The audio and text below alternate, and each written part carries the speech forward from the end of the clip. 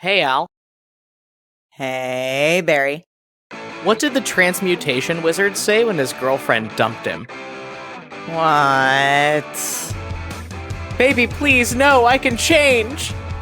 It's time for Compelled Duel.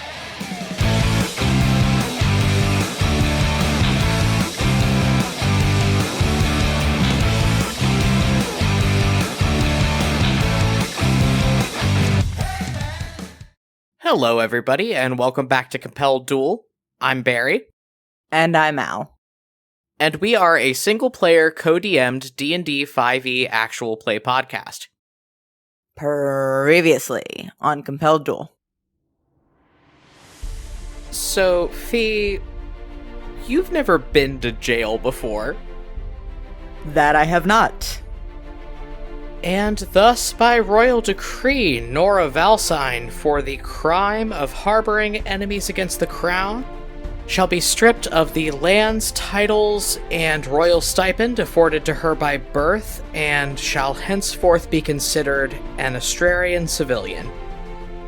So, I definitely heard Phi on the news last week, and apparently so did the people that run the gala for the Museum of Art and Artificing, because you two have invites now. The Museum of what and what? You have not once even implied that you're sorry that you just ghosted me for 6 years. Not once. I am sorry, Kalessa. You seem really happy. And I am very aware that you are a one-person kind of man. You still are my one person, Phi. That hasn't changed. And when you look up into the mirror, Soren Shakrana is standing behind you. Leo reaches up to press a hand to his cheek where he just felt that kiss, and then pivots it around to cover his mouth as he lets out a few gut-wrenching sobs. But then he stands up, makes sure his makeup looks okay, smooths down the front of his robes, and walks downstairs to meet everybody else.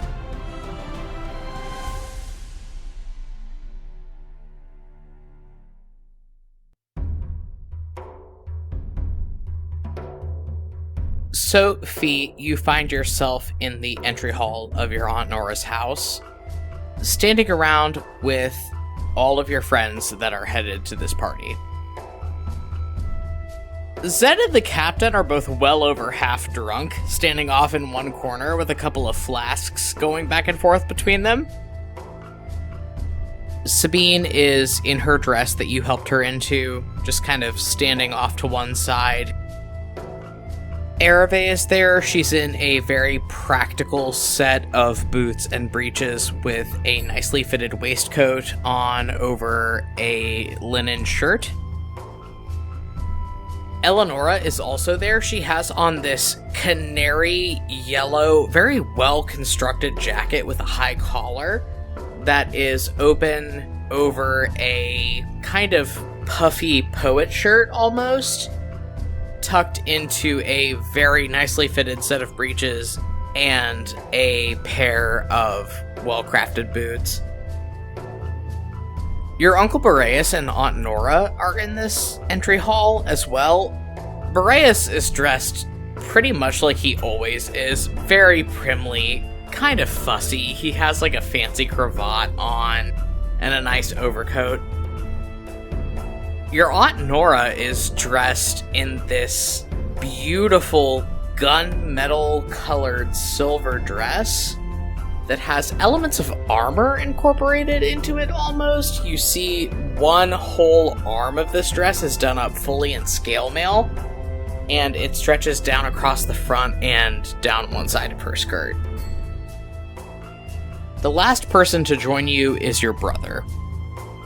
You see Leo appear at the top of the stairs, fully decked out, ready for the evening, but looking deeply unsettled. he sweeps down the stairs, does not say anything to anybody, and kind of just stands by the front door, waiting for whatever's coming next.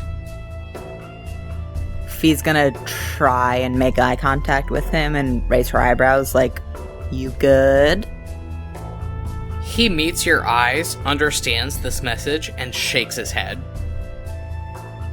But then Nora turns around to Lark and Adra, who are standing around with the members of your party who are not going to this gala. So, Ravain, Verity, Celica, Lorelei. Okay. We will, Kimrel willing, be back soon. Aaron, you're in charge, and Adra, if your father makes a stupid decision, command transfers to you.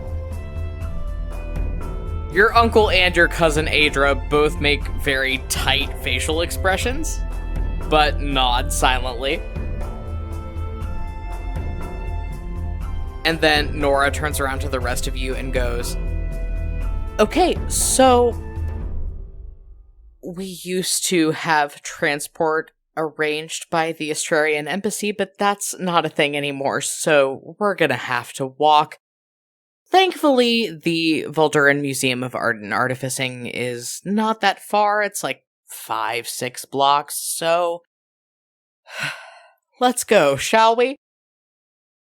Yes, please, lead the way. She leads you all out of the house and down the road. You get a lot of weird looks from passerby as you are all moving along the sidewalk in your formal wear. But eventually, Nora leads you up to the courtyard of this beautiful, very well-constructed building.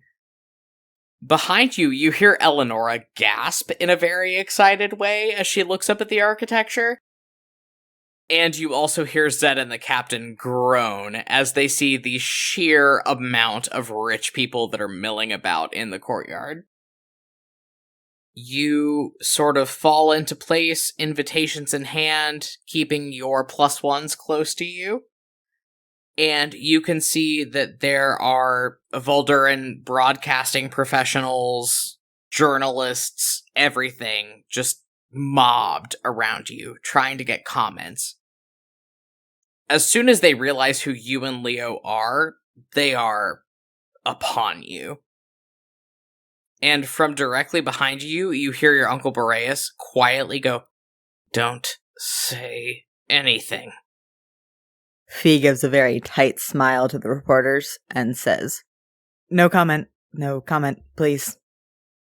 You continue moving across this courtyard, and from one side, you hear an excited voice go, "Eleonora!" And a very well-dressed Calissa Petrus comes hustling across the courtyard. She's got gold chains and pearls woven back through her hair, just these curls of green around the decorations, and a big, sherbet-like orange poofy dress. She runs right up to your group, hooks her arm through Eleonora's, and you see Eleonora's cheeks go kind of dark. Calissa is just chattering excitedly the entire way through the process of all of you presenting your invitations, introducing your +1s, and getting checked into this gala. "I'm just glad I got to come this year. I mean, I've been here as my dad's +1 a couple times, but he said that he couldn't come this year because your dad told him something about needing him tonight. I don't know. So anyway, I yoinked his invitation off the counter while he wasn't looking, and now I'm here representing the Astrarian embassy. Ugh. Wait till you guys see the inside of this place. It rocks." You walk into an absolutely gorgeous museum. Flat marble floors, big stone walls, beautiful works of art hanging in frames, all down these big hallways. There's a large atrium in the center of this building that is capped by a big stained glass dome. It seems to be the dance floor for the evening. There are lots of people dancing, talking, mingling out in the middle of this atrium. Leo and Zed depart pretty quickly and hit the dance floor. Eleonora and Kalessa are hot on their heels. You see your Uncle Boreas point at somebody across this atrium and kind of nod like he knows them and drag Nora off for a conversation. And then you are left with Sabine, the captain, and Ereve in the middle of this hubbub. Sabine turns around to all of you and goes, "Okay, I know a beacon battleground when I see one. This is textbook. We need to operate under the assumption that anybody we talk to has a knife poised over our back at all times." Yeah, that sounds reasonable. I would suggest none of us flash any coins at anyone unprompted. Yes? Sabine nods at you. "Yeah, I think that's smart, and then from behind you, this bright, brassy voice says, "Truth dies in darkness, and you never write, Sabine." Sabine's posture goes rigid, and she stares down at her shoes. Son of a bitch. Phi turns to inspect the source of the voice. You turn around and see an Astrarian elven man about Leo's age, average height, kind of lean. So pale that he seems more blue than most of the Astrarian elves that you've ever met. He has shoulder-length, curly, stark white hair that is pulled up into a low ponytail at the base of his neck, a big floppy hat on his head, and a pair of round, very dark sunglasses on, even though he is indoors and it is the evening. Next to you, Sabine's posture tightens even more for a second, but then relaxes, and you see this big, broad smile stretch across her face. "Revelation lives in light, and you are an asshole, Florian. Come here." And she wraps this guy up in a big, tight hug. Phi waits a second, and then clears her throat and goes, should we make introductions or give you two a moment? Sabine disentangles herself from her big hug with this guy and looks around at the rest of you. This is my brother, Florian Javaris. He's and Florian, apparently, kind of pushes his sunglasses up on the bridge of his nose, smirks, and goes, "I'm an art dealer." Sabine snorts and goes, "Forger." "An art dealer, Sabine, who earned my invitation to this event." He waggles his eyebrows at Ereve. "Miss Enmar, haven't seen you since we were kids. How you doing?" Ereve, deadpanned, goes, "No, Florian." Florian kind of puts his hands up and takes a step back before turning to look over at Sabine. "Okay, warm reception as always. Anyway, I've been trying to keep a low profile. Have you heard anything about And Sabine reaches up and claps a hand over his mouth. She grabs the front of his shirt and starts to haul him off.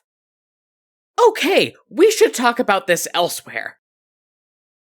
Phi, do you want to try to follow them? You can roll perception if you want to.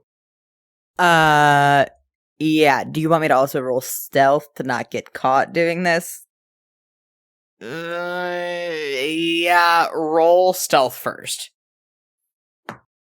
That's a 22. Okay, Sabine's passive perception is a 19. So yeah, you managed to sneak. Go ahead and roll me a perception check. Well, at least I can't roll below a 13. And it's a 13 exactly because I rolled a 6, but I have reliable talent from Gift of the Stormbringer. Okay, so that's enough for you to get some, but not all, of this conversation. Sabine yanks her brother, apparently, across this dance floor and out an open set of French doors onto a balcony, whispering frantically to him the whole time. You follow at a far enough distance that you're not noticed, but because you are trailing so far behind, you don't hear everything that is being said. You're sort of hovering in this doorway, and you hear Sabine hiss, "Look, I did everything I could for him, and he has fought me every step of the way, Florian, okay? That's not what this is about. This is about the fact that I have got solid evidence that Alasha Dakarin is behind what happened to Mom and Dad. And she is...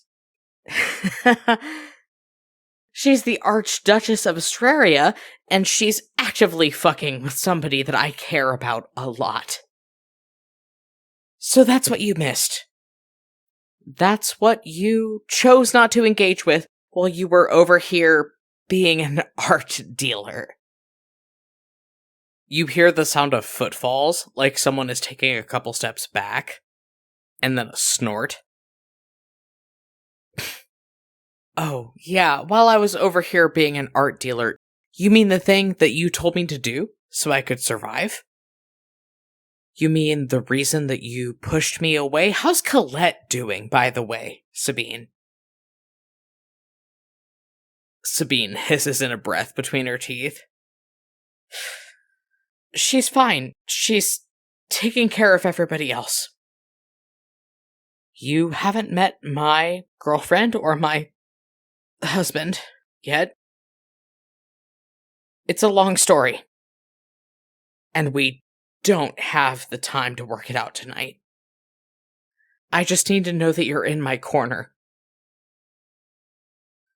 Florian snorts again and goes, "I'm insulted that you'd even ask. Of course I am." There's a moment of silence, and then Sabine sighs and goes, "All right. I know this is going to be a hard ask for you, but just try to keep your head down tonight. Okay? I've got a bad feeling that things here are not going to end well." Florian says, "I've been keeping my head down for the last 26 years, Sabine. It's not the way that I prefer to go about things, but I've learned how to do it well enough." And then he storms back through this open doorway. Phi, there's a moment where he makes eye contact with you from behind these big, round, dark sunglasses and nods solemnly. But then, afterwards, he darts across this dance floor teeming with people and goes to talk to this older dwarvish gentleman who looks to be a pretty important person. Sabine follows not far behind him, looking more stressed than she already was. Phi's gonna say, "He seems interesting. I didn't expect to meet any of your siblings anytime soon." Sabine is glaring lasers into the floor. "Well, you've met one. Remember the, young lady that was helping me run the dance troupe? That's Colette. She's our sister." Ah, yeah, she seemed... Exactly. I'm about to sound like a real bitch. We need to not get Florian involved in any of this. No, I understand. You want to protect your brother, that's... No, my brother can protect himself. It's just that he is such an idiot, and will inevitably fuck us over whether he means to or not. Ah. Understood. At the very least, though, he's a connection to Beacon Resources that's based here and is at least loyal to you. And I think it would be short-sighted of us to discount that entirely. Sabine bites at her lip. You could see that one gold canine that she has flashing underneath the light from the chandelier over your heads. And I get that, but I'm really tired of feeding my family to this shit, Phi. We should leave him out of it. I get that trusting me is hard, but please just trust me.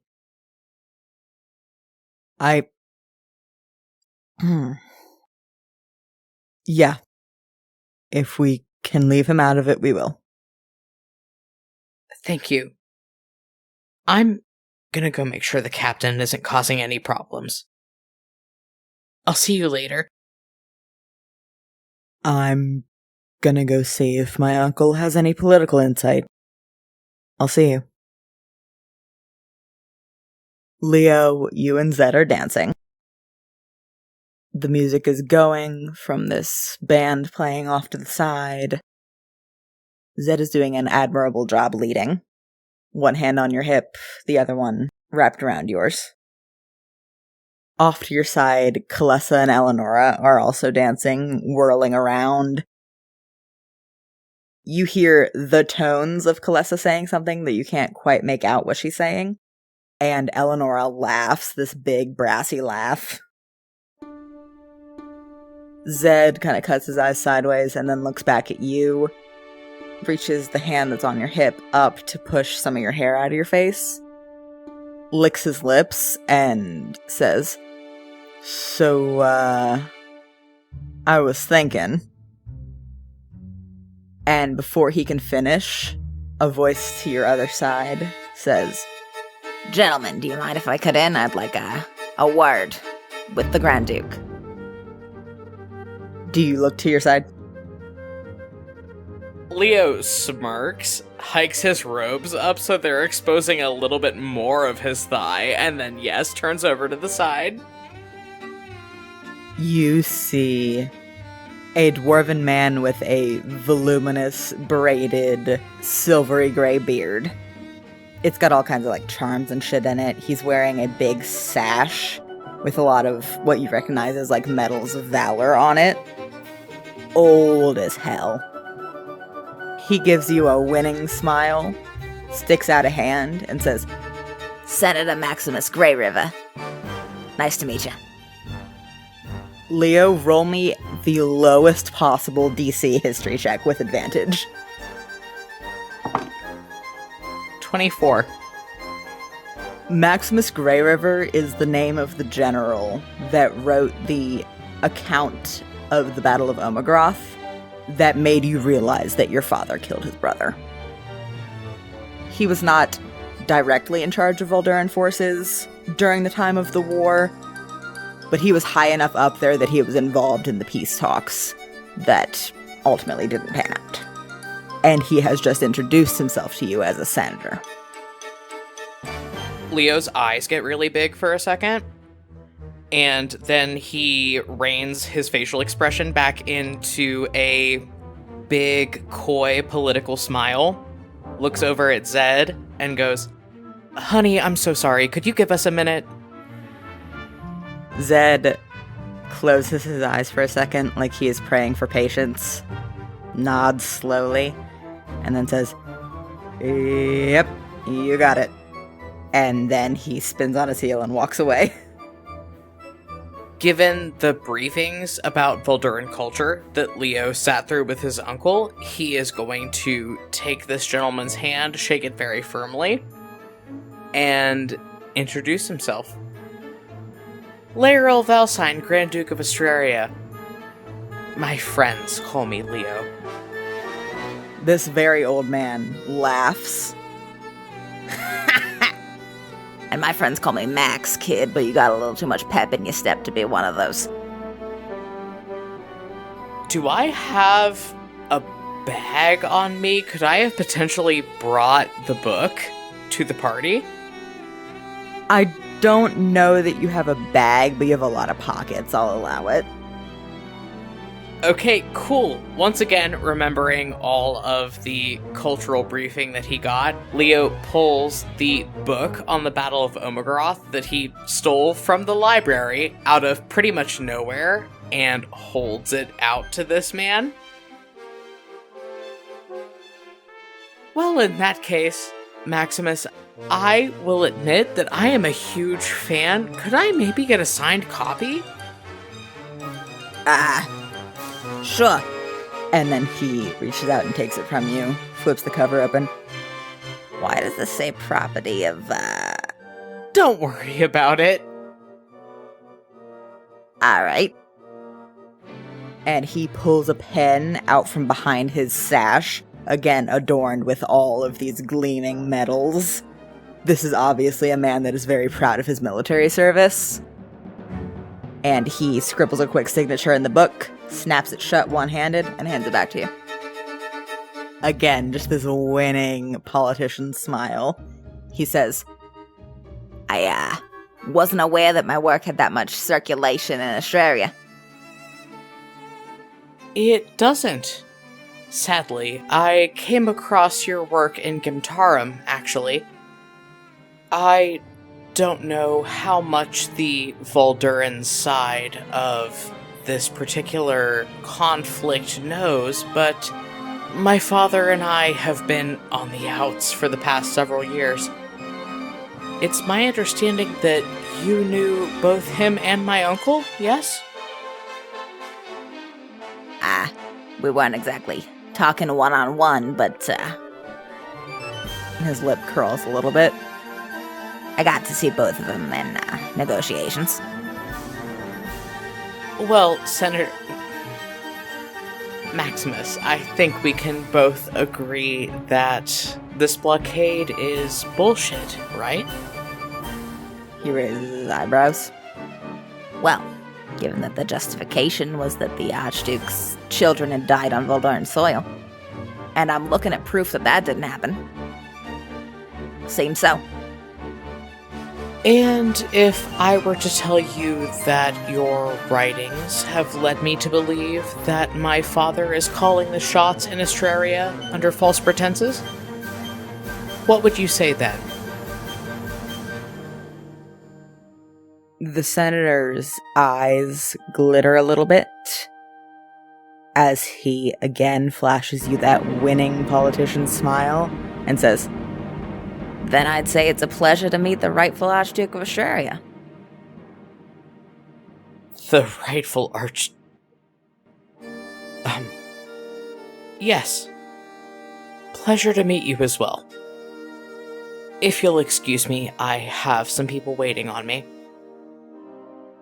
Maximus Grey River nods, steps back, and says, All right, but I'd love to follow up on this at a later date. Have a little conversation, you and me. I would love that. But unfortunately, I think my +1 is gonna get a little jealous if I don't get back to him presently. Let's put a pin in this, yes? Absolutely. And he walks off.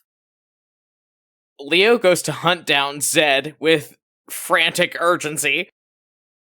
Before you can do that, out of the crowd comes your Uncle Boreas, trailed by your sister. Your uncle nods, says, Good, there you are. We need to go make an introduction post-haste, if you would. Yeah, more introductions. That's what I'm here for. Let's do it. Phi gives you kind of a weird look, but Boreas nods briskly and walks off in a different direction. Phi follows after him hurriedly. I assume you do as well. Yeah, I have no idea what's going on. Can I look around to see where Zed is? Yeah, roll perception. Dirty 20. Zed is leaning against a wall, talking to the captain. The captain's holding a flask. Zed is holding a plate of canapes. Okay, so he's fine. I follow after Phi. Your uncle leads you through this crowd to a smaller crowd that has gathered around a human man in, you would say, about his 40s, maybe. Warm brown skin, curly dark hair, big bright smile, and very booming jovial laugh. Boreas unsubtly inserts himself into the crowd around this man. Just elbows past Voldhuran high society types, but manages to do so in a way where he doesn't seem rude, he just seems eccentric. He says to this human guy, Tomas, do you have a moment to meet my niece and nephew? And this human guy looks past him at you and Phi. His eyes go a little wide. And his voice kind of shifts a little bit, and he goes, yeah, give me one moment.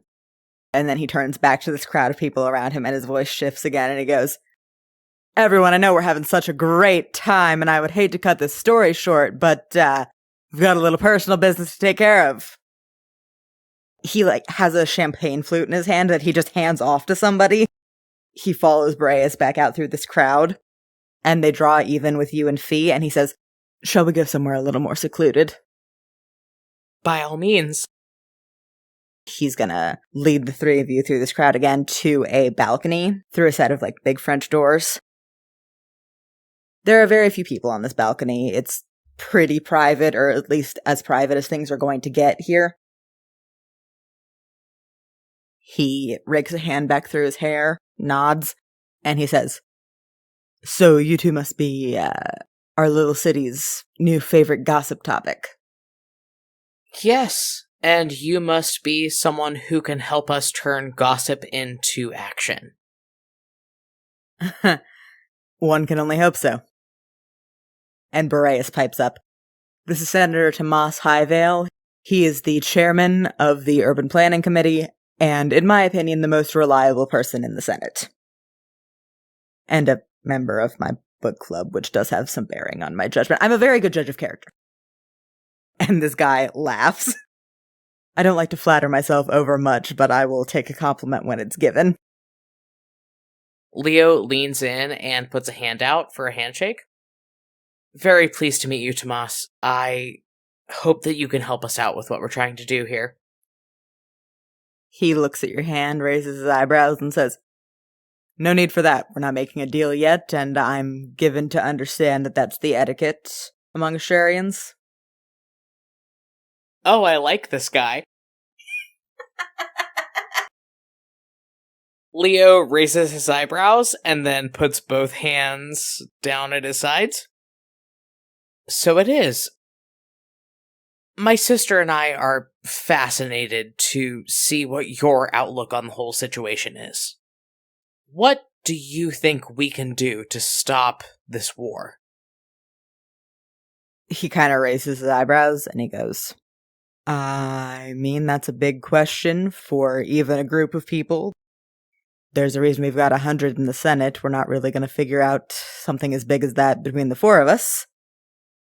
But as someone who's seen the inner workings of one war machine for quite a while, my view on the situation is it doesn't matter how many orders get shouted down from on top if the people actually on the front line don't want to be there. Take it with a grain of salt, of course. I'm no soldier. I'm a politician, but... No, I understand. We're in the same boat. My sister and I, and Leo looks sharply over his shoulder at Phi, are doing all we can to bring this blockade to a halt. Tomas snorts and says, yeah, I've listened to the news once or twice in the last week. This is a big international conflict, Tomas, and we are just two people. We need all the help we can get. Are you willing to help us bring a halt to all this madness? Tomas has a very, naturally kind of jovial face. He's got, smile lines around his mouth and at the corners of his eyes. But he goes very serious as he says, I would question the ethics of anyone that said no to that question, Your Highness. Leo nods at him, looks back at Phi, and goes, Then perhaps we should all sit down later tonight and figure out the logistics of all this, yes? Yes, absolutely. But I'll say, speaking as a politician, and he gestures at the two of you, if you're trying to drum up support, I think it's best to stay visible as much as possible. And he gestures back through the doors. And I have to, and he puts back on the big politician smile, raise some funding for victims of a recent fire in my district. My job's great. Leo puts a finger up. Forgive me if this is a faux pas, but your accent, Tordunian, am I right? He raises his eyebrows at you and very carefully says, I was born in Tordun, yes, but... And he makes a grand gesture around him. All those who seek citizenship from our glorious empire are Voldhuran. You do well to remember that. A lot of people are a bit more hardline on that policy than I am. Well, if you're looking to help out your people, I would inform you that Eleonora Ashthorne of Estermouth is back in that ballroom. She is a very close friend of mine, and I think that she would love to talk to you. He raises his eyebrows again, nods slowly, and says, Thanks for the tip. And then puts back on the politician's smile and says, And I hope you three all enjoy the party. And then he whirls around and walks back inside. Leo turns around, nods back at Phi, and goes, Okay, so that was interesting. Let's both keep making the rounds, see what else we can find out. I think I have a couple leads we can go on. So do I. After you. Leo claps her on the shoulder, gives her a little squeeze, and then turns back around and heads back into the ballroom to find Zed. Okay. You walk in. You see briefly that Tomas has cornered Eleonora up against a wall and is very excitedly gesticulating as he says something to her. You see Sabine and the captain dancing. You see your Aunt Nora posted up by a wall with a glass of punch in her hand. And you see Zed talking to Kalesa, actually. Leo grabs the nearest glass of champagne and heads over and immediately inserts himself into this conversation. Hey, you two, how's it going? Somebody please tell me that the music is about to pick up because I am exhausted with political pageantry and would actually like to have some fun tonight. Kalesa, visibly tipsy, purses her lips for a second and then says, Well, in my experience, it usually picks up after the fireworks show, so pretty soon, I guess. Boo. More waltzes, then. Zed, we did put in all that practice. We might as well show our stuff. Zed pauses and then says, Actually, if we could talk somewhere a little more private. Leo tilts his head and squints at him a little bit, but then shrugs and nods off towards the nearest hallway before turning around to look at Kalesa. When you get the chance, can you tell Eleonora I am just so sorry? Sorry for what? She's being cornered by a Voldhuran senator with Tordunian connections right now because I needed something to keep him occupied while I figure out whether or not we can trust him. I've been busy tonight. Yeah, I'm getting that impression. Funny how it has stolen my date away from me for however long. I'm doing my best out here, Kalessa. I'm trying. She waves you off, and Zed kind of grabs you by the elbow gingerly, waves at Kalessa, says, "We'll talk later, bye," and tows you off to this hallway. Leo kind of frowns at him and looks back and forth really quick to make sure no one's within earshot. Okay, what? What's going on? Did something happen while I was gone? No, it's, And he kind of reaches back to rub the back of his neck for a second, and then says, "Alright, I'm gonna be real blunt about this.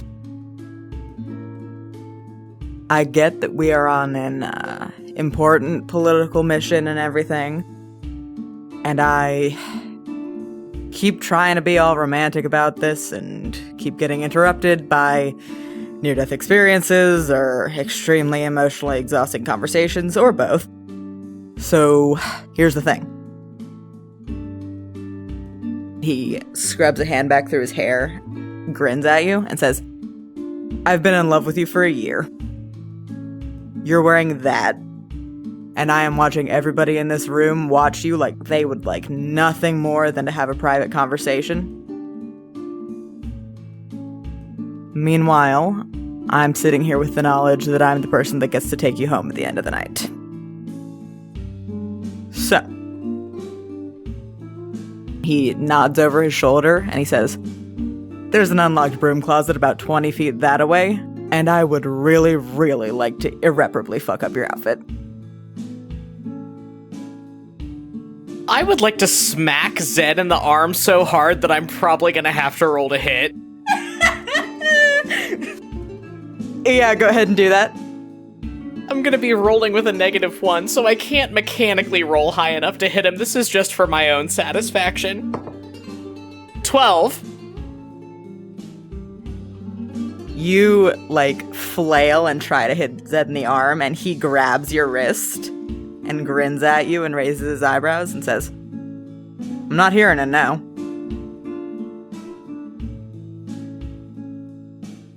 Leo, as an Astrarian, has slit pupils, so they go big in a way similar to a cat that has just face-planted into a catnip toy. And he kind of bites at his lower lip, looks down the hallway to the closet that Zed just mentioned, and goes, "My outfit needs to remain intact, and we've got 20 minutes before someone misses me." Zed grins at you and goes, "That'll do for now."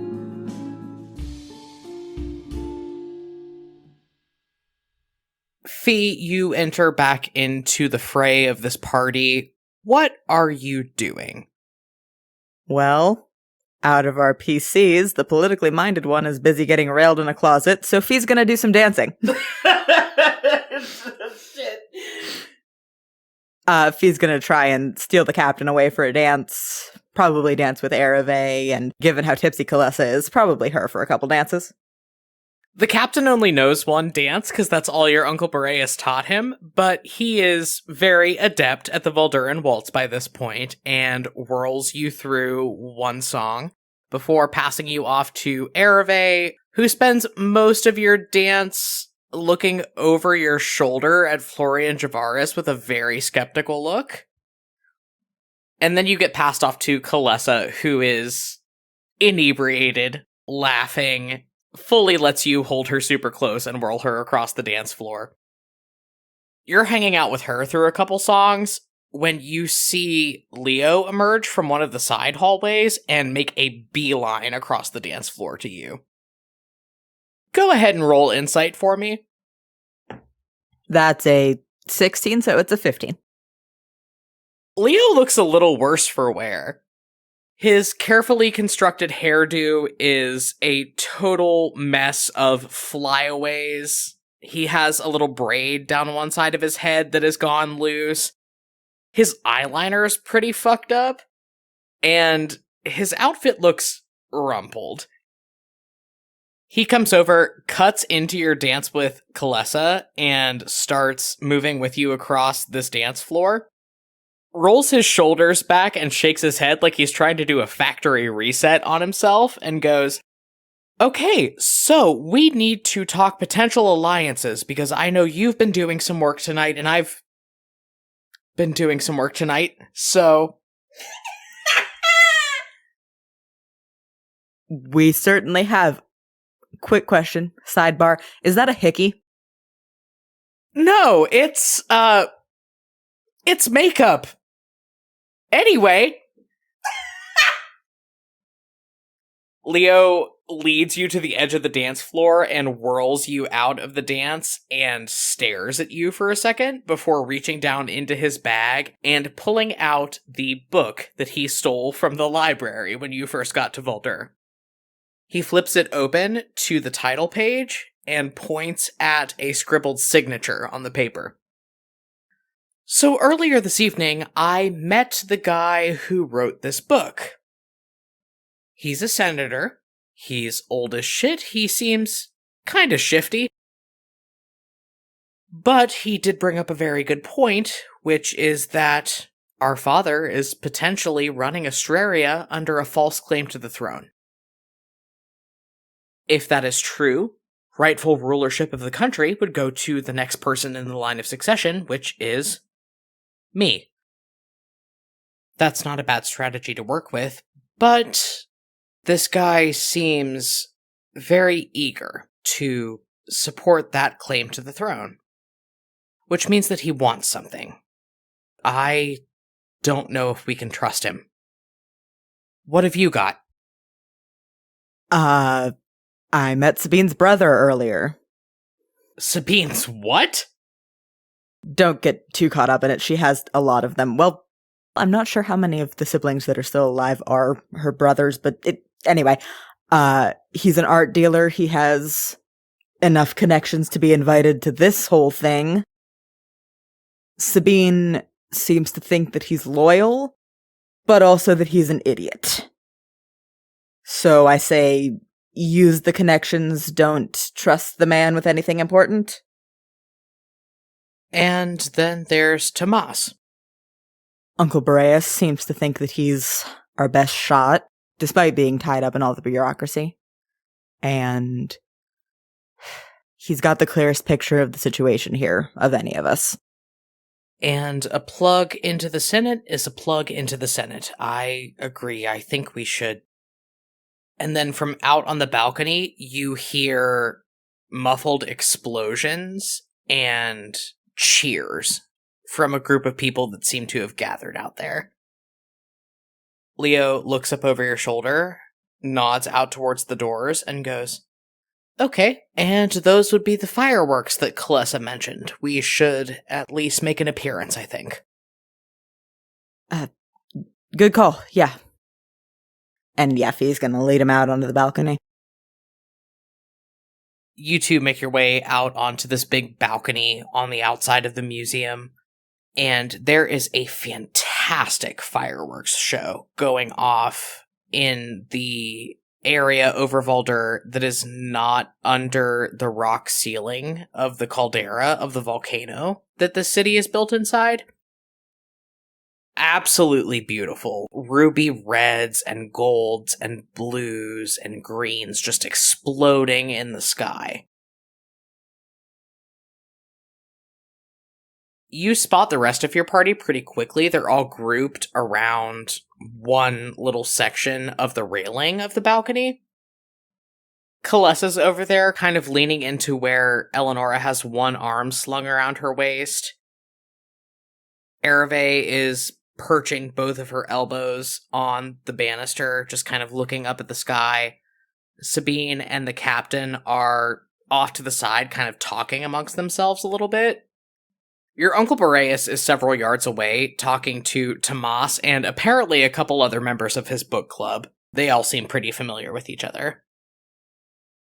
And then you see your Aunt Nora. Her hands are white-knuckled on the banister around this balcony, and she is full body flinching with every explosion of the fireworks overhead. I'm gonna go stand next to her, see if there's anything I can do. Her facial expression is both familiar and unsettling. You've seen it in your father before. Just that 1,000-yard stare, like she is somewhere else entirely. But as you come up to stand next to her, she reaches down and grabs one of your hands and squeezes at it super tight. Phi's gonna squeeze her hand back. If, Voldhuran fireworks shows are anything like the ones back home, it'll only be a few more minutes. Just ride it out. Yeah, that's what I'm trying to do. She is just staring down at her shoes. She is not looking up into the sky where all of these beautiful sparks are flickering out above you. These large booms and explosions continue on for several more minutes. And then you hear some kind of uncertain murmurs among the crowd out on this balcony. Can I roll perception to see what people are murmuring about? Absolutely. 13 because of reliable talent. It was a 7. I think you turn around to kind of investigate what's going on around you, and your Aunt Nora's hand reaches up and gets you by the nape of the neck and does not let you walk away. What's going on? She is still just looking down at her feet with this detached, traumatized stare. In the open air above you, there are still booms and crashes echoing off the shell of this caldera of the volcano. And Nora says, "The fireworks stopped 2 minutes ago."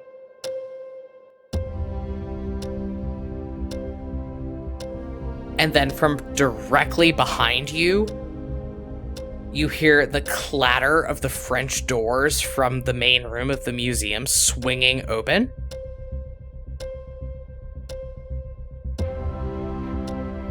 Florian Javaris, sunglasses askew on his face, rushes out onto the marble of this balcony and goes, "The Astrarian navies launched a full-scale attack, cannons and everything.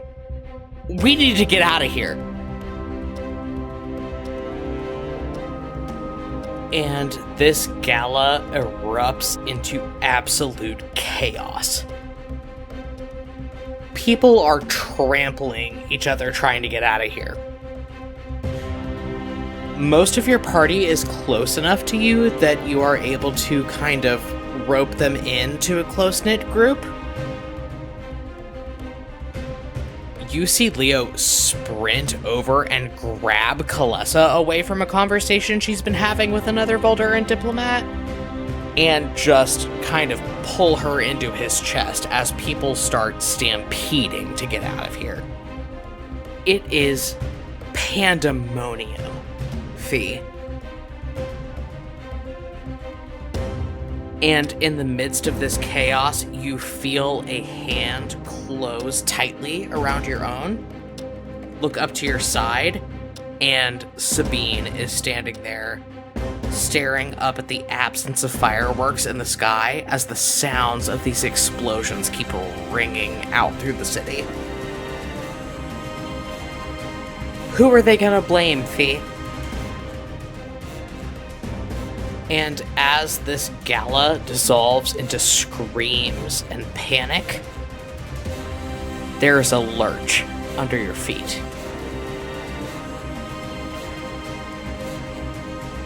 All of your party staggers to the side as the great stone wheel that the city of Uldur sits upon grinds to a halt.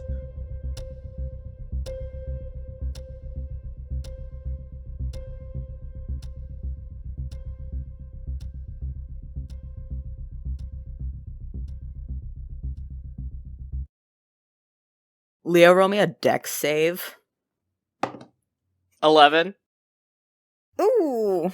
Let me roll for Kalessa really quick.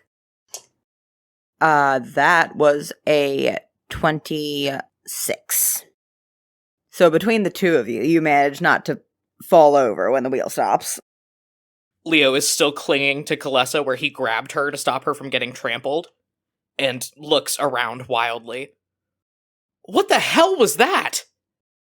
Kalessa, who kind of scrambled to brace herself so the two of you didn't get knocked over, looks around the crowd and then looks back to you and says, "Nothing good."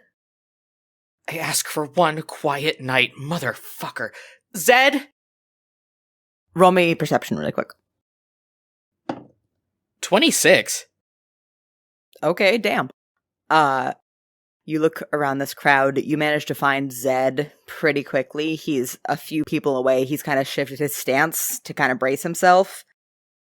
Past him, you see out into the city, further out towards the edge of the wheel. At the very edge of the city, you start to see lights go out. I grab Kalessa and run over to Zed and try to see if I can find Phi and rope her in. With the 26, you find Phi as well. She and Sabine are kind of holding on to each other. They've managed to stay up. You see, by them, the captain catches himself on the railing of the balcony and just jubilantly pumps a fist in the air and yells, "Sea legs! Still got it!" You see Ereve has caught herself on the railing as well, just both hands braced. Her eyes are darting around the crowd. Eleonora did not make the dex check because she only has a +2. So you watch Eleonora just fully eat shit.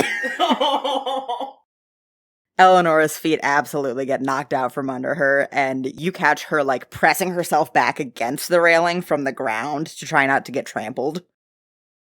Nora makes the dex save, which means that she, much like Kalessa did for you, just barely manages to catch Boreas by the arm as he almost falls over. I'm gonna try to fight my way over and get everybody grouped up. Your group kind of huddles up. Eleonora manages to get to her feet and shove through a couple people into this huddle. Everybody's all together. What are you doing? Nora and Boreas live here and would probably know the answer to this question. So Leo turns over to Nora and goes, "Okay, city stopped moving. Is that a thing? Is this a thing that happens?" Nora, wide-eyed, says, "Given that the motion of the city is what powers everything, no." And the Astrarian Navy is beating down the proverbial door. This reeks like my father. Shit, I left my crystal ball back at the house. We're gonna have to go back so I can check up on the situation and see what's going on. Kalessa cuts in, just, "No, I need to go back to the embassy and check on my parents." Your parents could be involved in this, Kalessa. Something is really, really wrong, and it is a dangerous, stupid decision for all of us to just scatter before I get the chance to drop a scrying spell and figure out what the hell's going on here. Phi says, "Wait, I thought you couldn't scry on father anymore." I can't. But maybe I can scry on the people that might be around him. Kalessa, please, just come back to Nora's house with us. Kalessa kind of scoffs, just goes, "First of all, after what you two pulled last week, I can't be seen going in there, or we are all fucked. And second of all, I'm not wasting time that I could use to make sure my mom is safe on maybes, Leo." Shit. Okay, this is a wild pull, but from the DM's chair, the material components for a scrying spell just specify that it has to be something reflective worth at least 1,000 gold pieces. We're in a museum full of art and artificing. Is there any shot that I have at there being, like, a magical mirror in here or something that I can use for a scrying spell? Hey, buddy. Please roll me an investigation check with the proficiency that you've gotten from your Phantom Rogue feature. That's a 25. As everyone is still crushing past each other to get off this balcony, Kalessa takes a couple steps into the crowd, like moving with it, and you know that if she steps any further away from you, you are going to lose her in the crowd. Fuck me, I'm going after her. You also step into this crush of people. I assume you're trying to, like, tow Kalessa out. You get her by the elbow, you take a step, the crowd parts around you for just a second, and on a balcony further towards the back of the museum, you see Soren Shakrana. People are rushing to get off of that balcony as well, just almost trampling each other, trying to get through the doors. But Soren is just leaning calmly, one elbow on the railing, chin in his hand. You watch as the people rush by, and you can see the lights of the city slowly dimming and dying through Soren. As he makes eye contact with you, stands up straight, nods, adjusts his glasses, and walks through the crowd into the museum. Kalessa, are you seeing this? Seeing what? She is trying to wrench her arm out of your grip. Cool, just me then. This way. I'm gonna try to swing back through and grab Phi and Zed. You swing back by your party. Phi is saying something to the captain and Sabine. You manage to get her by the arm and tow her around. Zed just starts elbowing through the crowd. He's a big dude. He can make room for himself. And you see Eleonora, who is much smaller, bustling directly behind him so she doesn't get caught in the crowd. And they are all following you inside. What are you doing? Can I just ride that investigation check to go through the museum to the place where I saw Soren a second ago? Absolutely. Are you explaining to your companions what you're doing? Oh yeah, sure, I just saw the ghost of my dead fiancé and I think he's trying to help us. No, I'm not explaining what we're doing! Leo has one hand around Kalessa's wrist in case she tries to bolt again, and the other one locked around Phi's hand, super tight, and is just dragging them through the halls of the museum. You all cut through these crowds, moving deeper into the museum. And off to the side, Leo, you see Soren again. Okay, no, seriously, is anybody else seeing this? Zed from behind you says, "Boss, all I see is the exhibit sign." Leo's gonna screw his eyes shut, rub at them really hard, and open them again. Soren, leaning up against the wall, kind of gives you a shrug, cocks his head to the side, and then walks inside this exhibit. Leo gives Kalessa and Phi a tug, and goes in after him. You walk into an exhibit which the placard on the wall tells you is the Hall of Mirrors. And as soon as you walk in, you are surrounded by iterations of your reflection. Big and small in bits and pieces at different angles, just hundreds of reflections of you all around this hall. You see mirrors that look dingy and old, you see ones that look new and modern and shiny, you see antiques, you see shards hanging from the ceiling.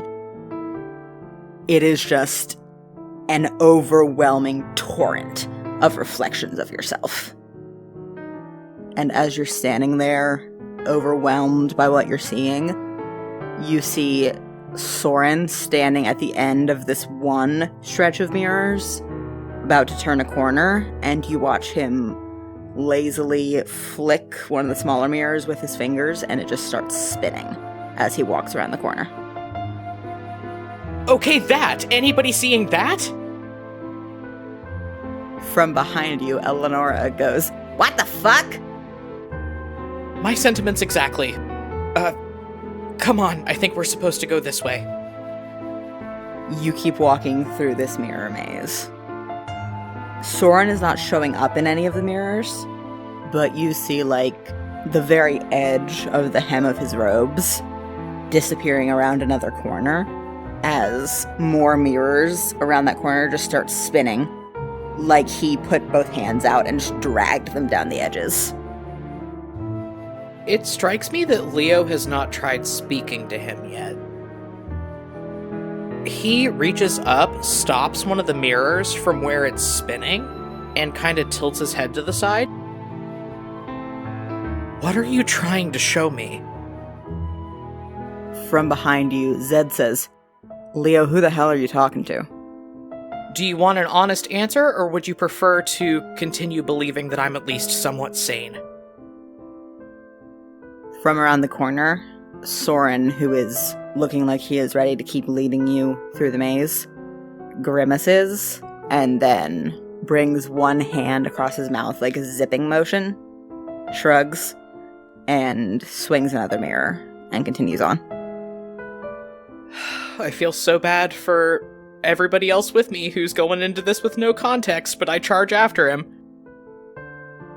You turn this last corner, and you see that this mirror maze opens up into just a huge, round space dominated by this giant, 10-foot tall mirror with a gold frame with sort of engravings in the glass around the corners. It is intricately crafted, and you would say it is worth at least 1,000 gold pieces. Soren is standing in this big round space, facing away from you. You cannot see his reflection in the mirror. Leo walks into this space, but he's not walking towards the mirror. He walks towards Soren and reaches a hand out to try to touch his shoulder. As you raise your hand, roll perception with advantage. 23. You look down and you see something flaking off of the hems of his robes. At first you think it's like ash, and then you realize it is ice crystals.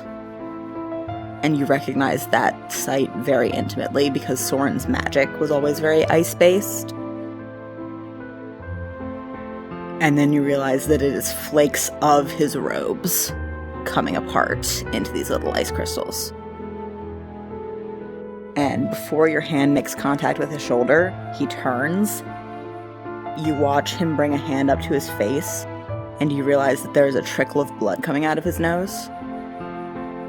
He flicks it off of his fingers, and you see more of those flakes come off of his hand as this image of Soren starts to dissolve in front of your eyes. It is fast. It is a few seconds, and then he is gone. No, no, no, no!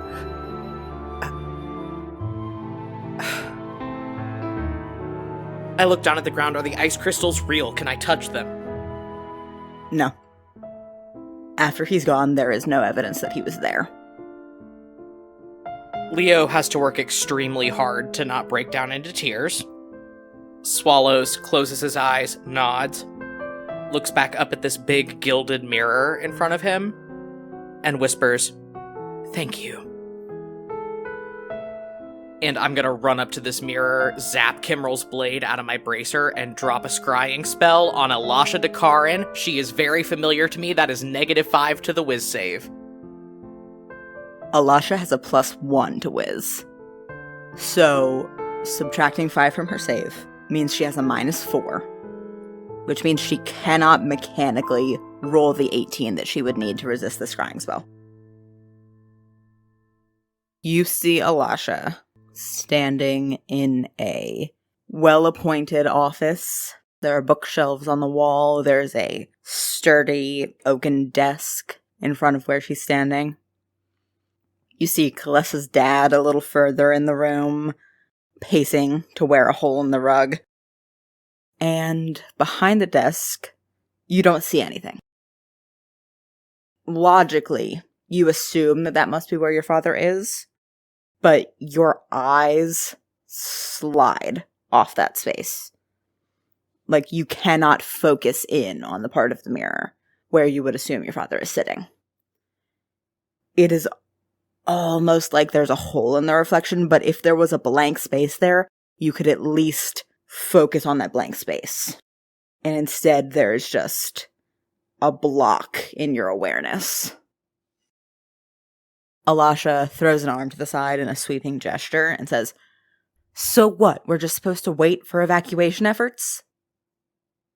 And there is this, not really a sound, but like this tinnitus buzzing in your ear as you would assume your father is responding, but you cannot perceive him because of whatever spell he has had cast on him.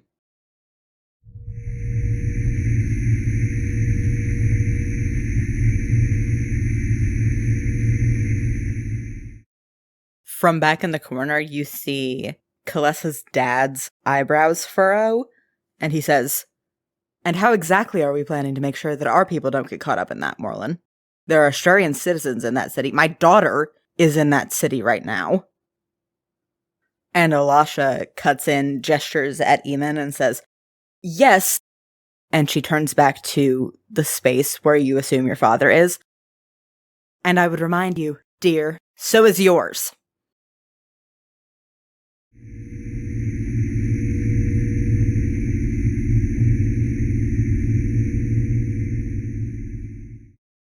Alasha scoffs.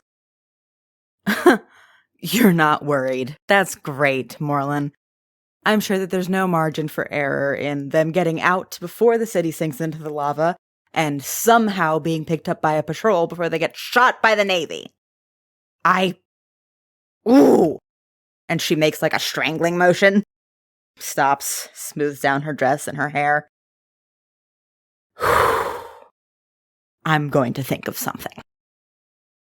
And Kalessa's dad just steps closer to the desk and hisses, "A better handle on my child? Perhaps I would have if you had looped me into the plan before I let her walk into a death trap, Morlin."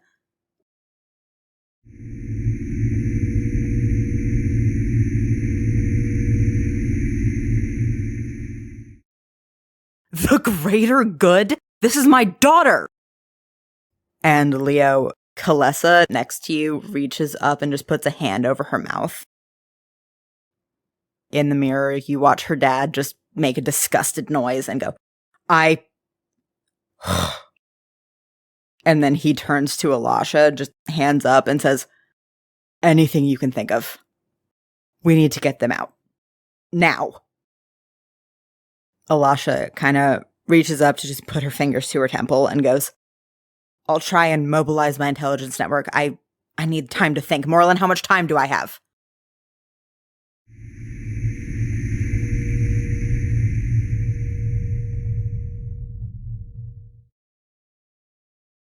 You watch Alasha hiss through her teeth and nod. "I'll have to think fast then." Leo dispels the scrying spell. He turns around and looks at Phi, Zed, Eleonora, and Kalessa in abject horror. "That's why the city stopped moving. They're weaponizing the volcano. They're going to try to force people to evacuate so that they get picked off by the Navy when they do. They're trying to kill the whole city." Kalessa still has a hand over her mouth. Eleonora is staring slack-jawed at the mirror, and Zed has started pacing behind you. Phi, at your side, reaches down and squeezes your hand and says, "We need to do something. We need to do something fast."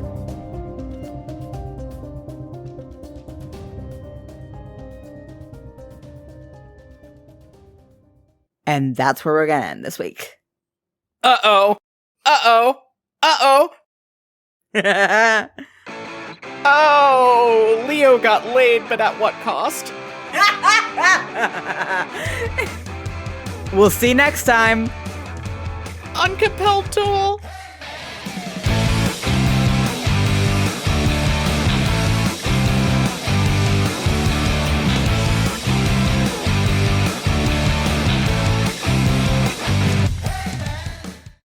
Hey everybody, Barry here with the postscript, just clearing up a couple housekeeping things here at the end of the episode. As always, I'm going to go ahead and plug our social media pages. You can find us on Twitter, Tumblr, and TikTok at Compelled Duel. We also have lots of other cool stuff going on, like an official Spotify account, an official website. You can find all of that stuff linked on our various social media profiles. If you're enjoying what you've heard so far on the podcast and are interested in supporting us, we ask that you head over to patreon.com/compelledduel and check out our patron benefits. Starting at just $2 a month, you can get access to lots of cool stuff like early access to episodes, access to exclusive playlists and special bonus content, and even handwritten letters from your favorite character every month. If you're interested in supporting us in ways other than pledging to the Patreon, we ask that if you're listening to us on Apple Podcasts, that you consider leaving us a rating and a review, just because that helps get the show promoted to a wider audience. And as always, word-of-mouth advertising is the strongest tool we have available to us. If you like what you're hearing, we just ask that you tell a friend about the show, and if they like it, ask them to tell a friend as well. We host a weekly Q&A live stream every week on our YouTube channel, so if you just search Compelled Duel on YouTube, we should be the first folks that come up. We would love to see you come hang out for that. We always have a really good time. And with that, our next episode will be going live on Friday, January 7th, 2022. If you're a patron, you're going to get your early access to that on Thursday, January 6th. We hope everybody has a very safe and happy New Year's, and we'll see you in 2022. This should be good. See y'all next week.